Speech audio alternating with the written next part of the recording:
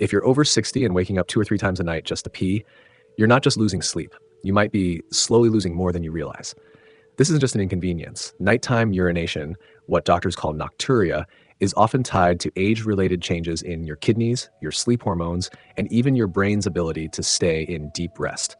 Left unaddressed, it increases the risk of falls, memory issues, and long-term kidney strain. But here's what most people don't know.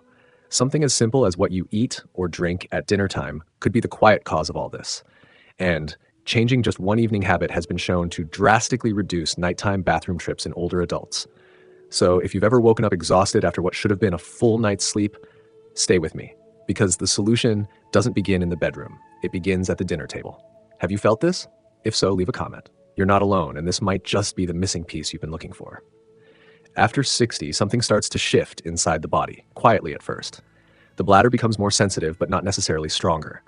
The kidneys, which once filtered waste and water on a predictable rhythm, begin to lose that natural balance between day and night. You see, in younger years, our brains release a hormone called antidiuretic hormone, or ADH, more heavily at night. It signals the kidneys to slow down urine production so we can sleep through the night. But with age, that nighttime surge weakens, meaning your kidneys don't get the message to hold back. So the bladder fills more, faster, even while the rest of the body is trying to rest. And it doesn't stop there. As estrogen and testosterone decline, they take with them some of the tone and elasticity of the bladder and pelvic muscles. That's why you might feel urgency more often, or struggle to fully empty the bladder, leading to multiple wake-ups. But here's something rarely talked about. What we eat and drink in the hours leading up to bedtime can either support or sabotage those systems. Some foods can act like diuretics, pushing the kidneys to produce more urine. Others irritate the bladder lining, triggering false alarms even when it's not full. And certain dinner habits, when repeated daily, become silent drivers of those nightly bathroom trips. The worst part? Most seniors are told it's just part of aging, that they should learn to live with it. But that's not entirely true, because while some aspects of aging are inevitable, how we support our kidneys, bladder, and hormones through food is still in our hands. And sometimes, change begins not with medication, but with a fork, a glass, and the hour we sit down for dinner. Let me tell you about someone who didn't believe this at first, but saw everything shift just by changing what was on her plate. Let me tell you about Margaret. She's 72, widowed, and lives in a quiet suburb just outside Saskatoon. A retired librarian, Margaret used to cherish her evenings, reading, journaling, sometimes watching reruns of British mysteries with a cup of peppermint tea and a slice of toast. But over time, her nights started to change. What began as a once-a-night bathroom trip slowly became 2, then 3. And it wasn't just the waking up, it was the not being able to fall back asleep. She'd lie there, eyes wide in the dark, her mind drifting from grocery lists to old memories to quiet worries about her health. And in the morning, exhaustion, fog, that heavy, unshakable tiredness that makes even simple mornings feel uphill. One evening at her women's circle at the community center, she mentioned the issue, not expecting much. But another woman, Ruth, leaned in and said something that stuck with her. "Have you looked at your dinner habits? I changed mine, and I sleep through most nights now." At first, Margaret laughed it off. How could her dinner, something she'd done the same way for decades, have anything to do with her bladder? But she was curious, so she talked to her GP, then a dietitian. Then she started reading. And what she found was this. Some of the most common harmless evening foods and drinks can actually irritate the bladder or increase urine production. Her nightly peppermint tea? It's naturally a mild diuretic, encouraging her kidneys to flush out water. The toast and jam? The refined sugar spikes insulin and cortisol, 2 hormones that subtly disrupt the balance of sleep and urination. Even the citrus fruit she liked as an after-dinner treat, like orange slices, can trigger bladder sensitivity. No one had ever told her this. So Margaret began adjusting, not drastically, but thoughtfully. She replaced the peppermint tea with roasted barley tea, known in many cultures to be bladder-friendly and naturally calming. She swapped out the sugary toast for a small bowl of warm oats with pumpkin seeds, which surprised her doctor, not because it was unusual, but because it worked. Why? Pumpkin seeds are rich in zinc, tryptophan, and essential fatty acids, nutrients shown in several studies to support prostate and bladder health. One 2014 randomized controlled trial published in Urologia Internationalis found that older adults consuming pumpkin seed oil experienced significantly fewer nighttime urination episodes and improved urinary flow after just 12 weeks. That was enough for Margaret. She also made one more change. She stopped eating past 7:30 p.m. It was uncomfortable at first, breaking lifelong habits always is, but within 2 weeks, she noticed something she hadn't felt in months. She slept through the night.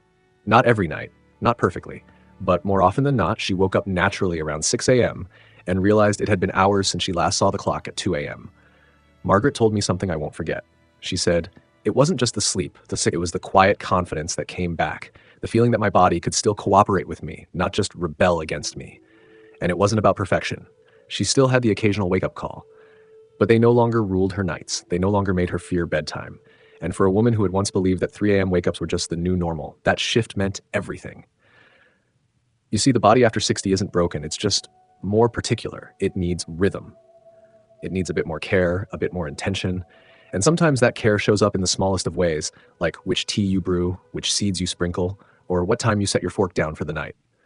Coming up next, we'll look deeper into why those nighttime trips feel so relentless and the emotional toll they can take if left unchecked. But more importantly, we'll explore what it means to reclaim those quiet hours, not just for sleep, but for the kind of rest that restores your sense of self. Shall we? There's something no one really talks about when it comes to waking up in the night. It's not just the sleep you lose, it's the trust. You stop trusting your body to give you rest. You stop trusting the night to feel peaceful. And eventually, you stop trusting yourself to feel like you. Because every time you get up and shuffle to the bathroom in the dark, sometimes twice, sometimes 4 times, it chips away at something invisible. Your dignity, your steadiness, your freedom to simply lie down and let go. And when that starts to go, everything else feels a little more fragile. Some of the women I've spoken to say they've begun avoiding evening outings or even sleepovers at their grandkids' homes because they're embarrassed. They don't want someone to hear them getting up again. Others admit they nap more during the day, not because they want to, but because they're just too tired to function after another broken night. And men, they rarely talk about it. But I've seen the look in their eyes when I mention the topic. A flicker of shame, frustration, as if they're silently asking, is this what it means to get old now? But here's what I've come to believe, deeply and without doubt. Aging doesn't mean surrendering. It means adapting. The body changes, yes, but that doesn't mean it's failed you. Sometimes it's just giving you signals in a new language. And once you learn to listen, everything begins to soften because there is dignity in taking back your nights. There is strength in saying, I can choose what I eat. I can choose what time I rest. I can choose to help my body, not just endure it. And sometimes those choices don't require medication or drastic change. Sometimes they start with a quiet cup of warm barley tea at 7 p.m. instead of peppermint at 9. Sometimes they start with leaving a comment that says, yes, this is me. I've been dealing with this too. You are not the only one walking that dim hallway at 2:07 a.m. wondering if this will ever get better. But you might be the first in your circle to discover that it actually can.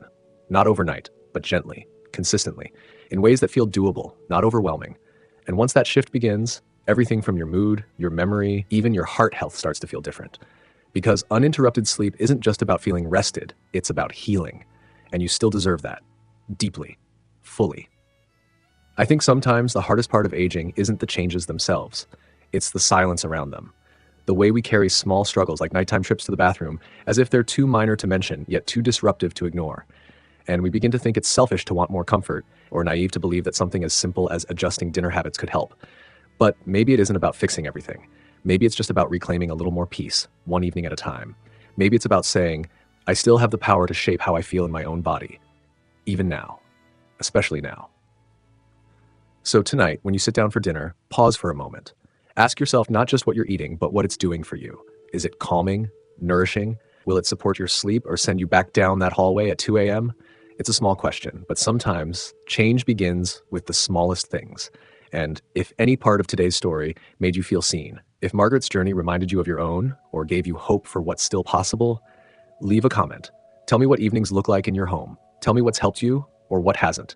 You never know who you might be helping by sharing. And if you'd like to keep walking this path together, maybe consider joining us here on Elderly Seasons. This space was made for you. Until next time, rest well. And remember, your night doesn't have to end in worry. It can end in calm.